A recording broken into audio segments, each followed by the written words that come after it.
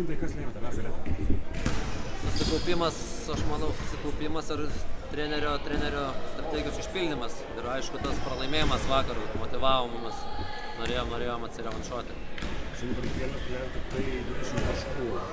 Tengi kokia sugynimas. Nu jo, vakar šlubavom gynyboje labai. Jie metė labai lengvų taškų šiandien norėjom tą gynybą pasitvarkyti, kad gintumėmės taip, kaip mes mokam gintis. Kauno komandai nežaidė šiandien Gytis Masiulis ir Kristupas Pučiamaitis. Tai palengvino situaciją? Nu, kažkiek lengviau, aišku, nes jie ten yra vieni iš lyderių komandos. Buvo lengviau, bet buvo kiti žmonės, kurie traukė. Bet komanda jauna, aišku, jie pavargo gal, neužteko jėgų čia su mumis. Jūsų pačio komandoje taip pat netrūksta netekčių, vakar praktiškai žaidėt 7, ar ne? Kaip šiandien nepristigo jėgų? Nu, buvo momentų jo, kaip biškis stigo, nes stengiamės tikrai kiekvienoje aikštelės metre. Ir šią savaitę nesportavom realiai 5-5 normaliai. Tai tas labiausiai, manau, ir lėmė vakarykščiam pralaimėjime.